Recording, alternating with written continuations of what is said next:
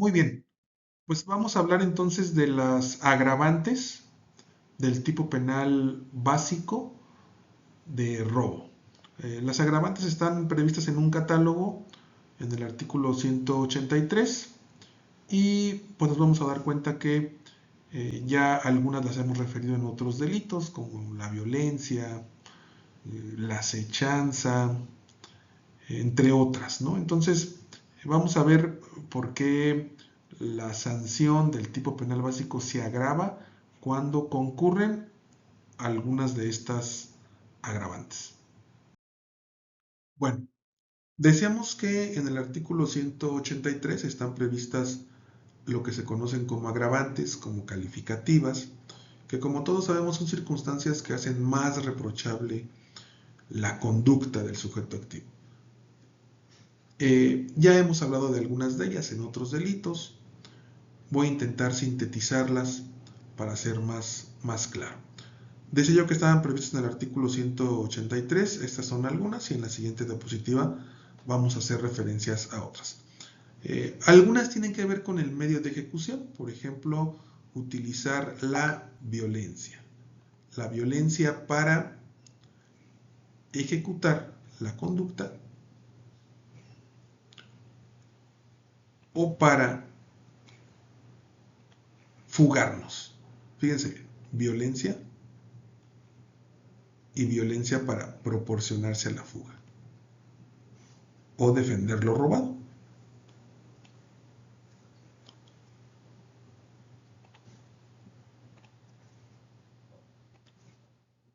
Pero también en esta misma fracción nos pone como calificativa la acechanza, tiene que ver con la vigilancia de la víctima, tiene que ver con aprovechar las circunstancias para que el sujeto pasivo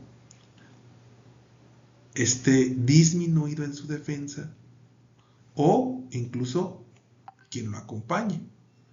Es decir, si lo acompaña y esa persona eventualmente hubiera podido realizar algún acto de defensa, pero aprovechamos las circunstancias como sorprenderlos cuando están de espaldas, sorprenderlos cuando están dormidos, se me ocurre, vigilarlos.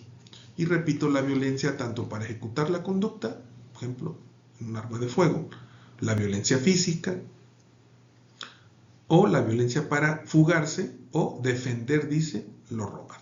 Esas serían las primeras calificativas que podemos referir. Las siguientes tienen que ver con el lugar, que el hecho se verifique en paraje solitario o en lugar cerrado. ¿Sí? ¿Por qué agrava esto? Bueno, pues evidentemente porque también indirectamente ponen a la víctima en una condición de desventaja, pero, pero, pero no propiamente por sus cualidades físicas o circunstancias en las que se encuentre la víctima, sino por el lugar en el que se encuentra en ese momento. Entonces el legislador decidió también agravar la sanción cuando se da en estas dos alternativas. Estando la víctima en un vehículo particular o de transporte público.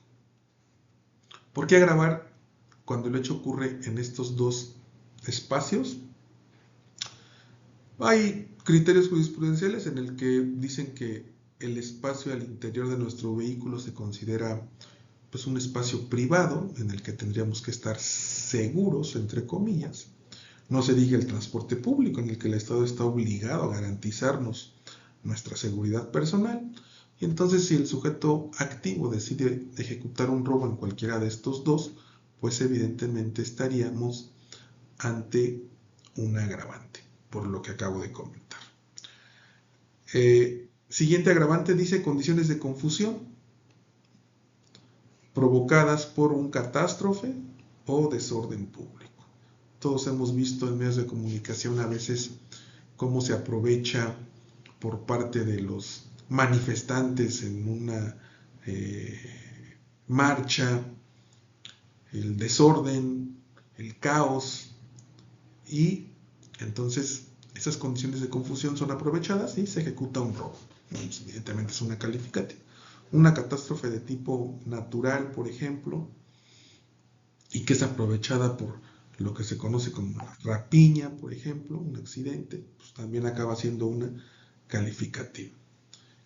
El simple hecho de que el sujeto activo lleve un arma o cualquier instrumento peligroso acaba siendo una calificativa, independientemente de que sea una o varias personas armadas. Estas serían las calificativas que están descritas en las primeras 5 fracciones. Sin embargo, continuando con las agravantes previstas en el artículo 183 del Código Penal Estatal, me refiero a las agravantes obviamente del tipo penal básico de robo, pues nos vamos a dar cuenta que el legislador también considera como agravante de manera indirecta al sujeto pasivo. Vemos en esta fracción, dice en contra de una oficina recaudatoria. ¿Cuáles son las oficinas recaudatorias? Por donde se almacenan, donde se reciben los caudales, decía en la historia, ¿no? En las clases de historia de derecho romano, los caudales. Tiene que ver con oficinas que tienen como propósito recibir del particular algún impuesto o alguna contribución, ¿no? Fundamentalmente. Pero también dice en contra de las personas que las custodian, ¿no? Imagínense un servicio de custodia de dinero, voy a hacer un comercial, ¿no? El servicio panamericano, los que más tenemos al alcance y a la vista en nuestra ciudad, por ejemplo, ¿no? Que custodian, dice que transportan o que por cualquier motivo estén presentes,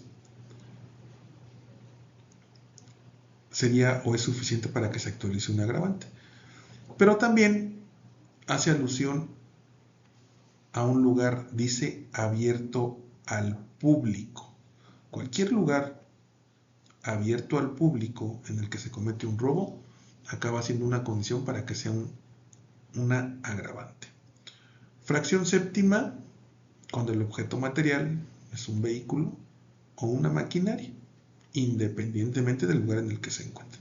Basta que el objeto material sea un vehículo o maquinaria para considerarlo un robo agravado. Y bueno, ahí pueden surgir algunas otras denominaciones, como el robo de vehículo, que es por sí un robo calificado, un robo agravado, un robo agravado. Relación entre víctima y victimario en la que se quebranta la confianza o seguridad. Derivada, dice, de una relación de servicio, trabajo u hospitalidad. Imagínense a alguien que le dan permiso de cohabitar en su domicilio, de pernoctar. Había una relación de hospitalidad y fue quebrantada. Alguien que contratan para un servicio en su domicilio, alguien que es empleado, y no solamente el empleado, también podría ser el patrón respecto de un compañero de trabajo o respecto de su propio empleado, ¿no? Entonces, cuando se quebranta la confianza y esa relación acaba siendo la condición para apoderarnos del bien mueble ajeno o la circunstancia aprovechada, pues evidentemente también estamos ante una agravante. En algún momento de la historia no era considerado agravante, es reciente esta inclusión. Dicen lugares destinados a la agricultura o a la ganadería y recaiga sobre cualquier bien destinado a dichas actividades. Era frecuente que la gente que se dedicaba a la agricultura, en las zonas propiamente en las que sembraban, en sus parcelas, pues eran víctimas de robo, de herramienta, de lo que tenía que ver con un pozo de riego, por ejemplo, y entonces no había considerado ningún agravante, pero bueno, ya está incluido. Si el sujeto activo desempeña un empleo, cargo o comisión en el servicio público o en ejercicio de sus funciones. Entonces, si el sujeto activo acaba desempeñando una actividad, empleo, cargo, comisión en el servicio público, podrá ser un robo calificado. No confundir con robos cometidos por servidores públicos en los que en ejercicio de sus funciones, el sujeto especial, servidor público, puede cometer un delito especial. Esta fracción, esta calificativa, está más destinada a que el servidor público, sin encontrarse desempeñando sus funciones, eventualmente pueda estar cometiendo un robo.